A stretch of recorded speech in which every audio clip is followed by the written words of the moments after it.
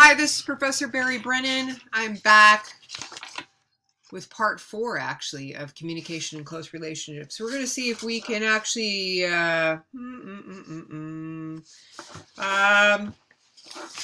see if we're going to finish this up in this particular video. Okay, let's see what happens. Here we go. We finished talking about friendship and communication, or communication and friendship, and now we're going to go into friendship and romantic relationships. Communication and romantic relationships. This is for my Com2 class, or interpersonal communication. Here we go. So, when we look at communication and romantic relationships, what we're going to focus on is what we think of as the characteristics of what characterizes a romantic relationship and its communication. And then we're going to look at two different, one's a theory, and one is, it's kind of like a theory. It is a theory, but it's not necessarily like academic so much. Maybe you've heard of love languages. We're going to talk about that a little bit. But let's talk about the characteristics first. What characterizes romantic relationships and communication? So when we talk about characteristics, we talk about love, obviously, right? Love. We could have a whole class around what does love mean? How do we know when we feel love? Some people say love is action. Is it only action? Is it a feeling? It's so individual. But what characterizes communication in romantic relationships or a romantic relationship is there's some level of commitment.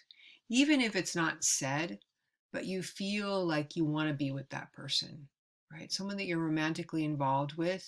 And this could be like someone that you've been with a long time, like the picture. It looks like a couple that have been together for many, many, many years, right? I'm just guessing that. Maybe not, but probably.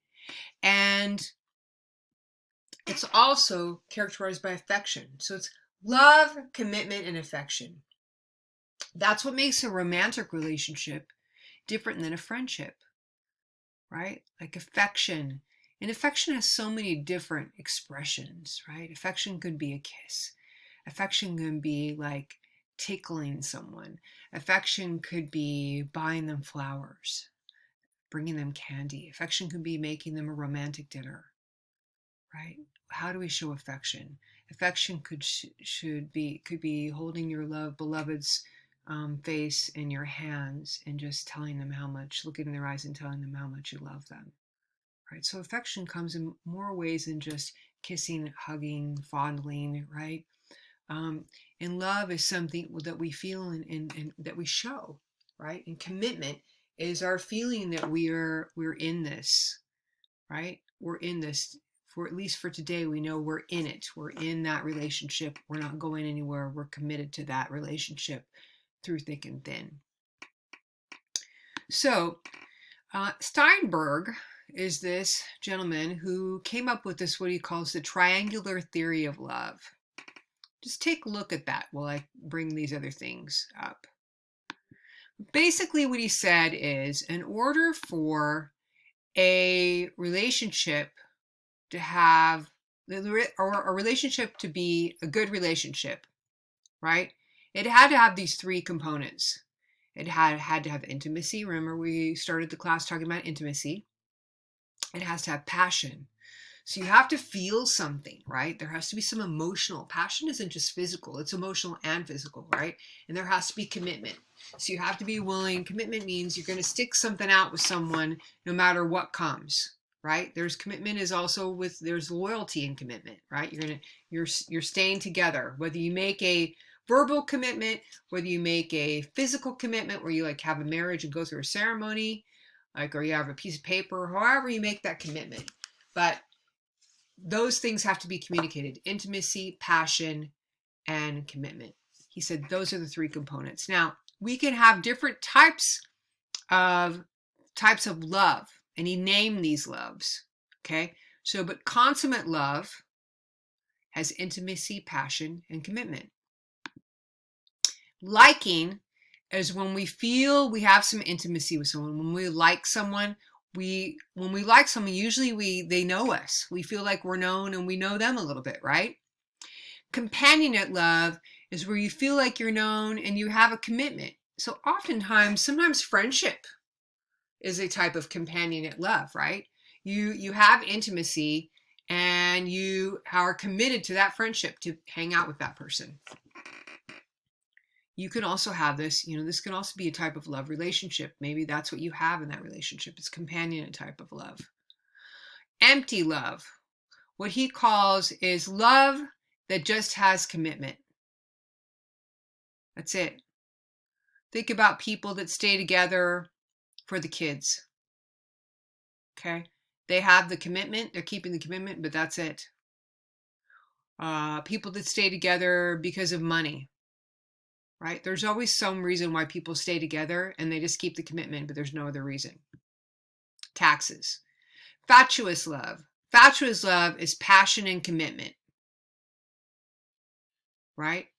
Where you just feel like, oh my God. And oftentimes, fatuous love can be, could be like a love affair, right? You're committed to having that love affair with someone, like an extramarital affair where you have lots of passion, you're committed. Have you ever seen, it's an old movie for y'all called Same Time Next Year. It was about this couple who met, and they were both married, but they met every year at the same place and had this affair for, I think, a week or a weekend. And then they left and went back to their other lives. So that's just passion and commitment. Not having the intimacy necessarily. So maybe you're having lots of sex, committed to having the sex. This could also be, maybe if you have fatuous love, it could be like a one-night stand. Okay? Infatuation, passion. When we're infatuated with someone, we have great passion, right? That obsessive kind of, I can't stop thinking about her or him. I can't, oh my God, all I think about is this person all day long. I can't wait to see that person again. Maybe I'll run into them on campus, right? Or maybe I'll run into them in the grocery store, whatever. Infatuation. Romantic love. Romantic love is often the way we start out in our relationships. We have this passion. We're really attractive, right? We're really attracted to that person. And we have this intimacy. We want to spend as much time with them as possible and get to know them. And we just want to kiss, kiss, kiss. And it's like this whole romantic, like passionate thing. That's romantic love. There's no commitment. We don't know what's going to happen tomorrow. But man, when you're with that person, boom, it's all amazing and wonderful. Okay. Finally, we have consummate love.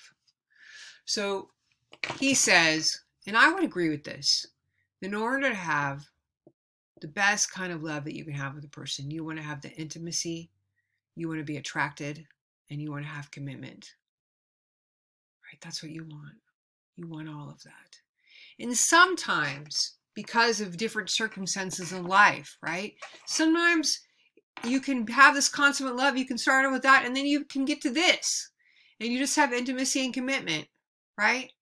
And then, then you might have passion and intimacy. You might have romantic, well, you usually have the commitment. But maybe you can go to empty and then move back and realize, my God, I need more, right? You can move into this.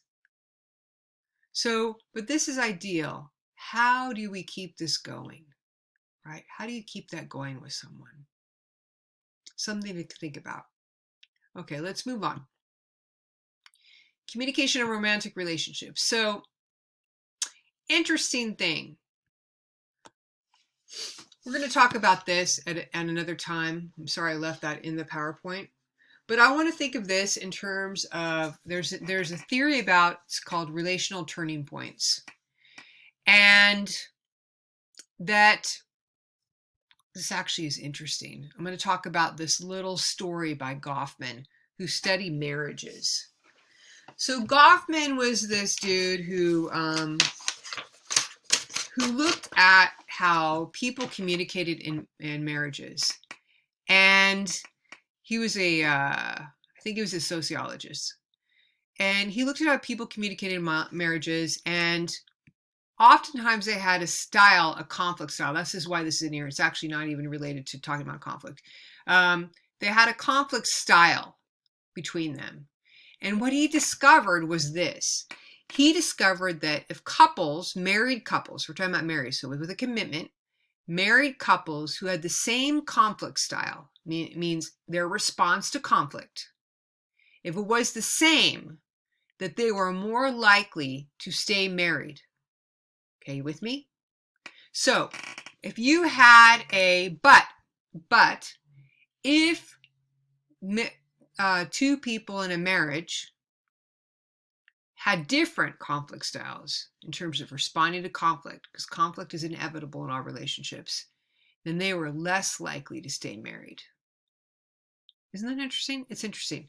So you could have a volatile conflict style, which is generally someone who's like, when responds to conflict and their anger goes up, doesn't mean that they're raging, but they've got a lot of grandiosity around, like, oh my God, and they seem like, for me, it would seem overreacting. They're like out there and they've got their emotions are high, and they might be a person who throw things when they're mad, they slam doors, right? That's a volatile conflict style.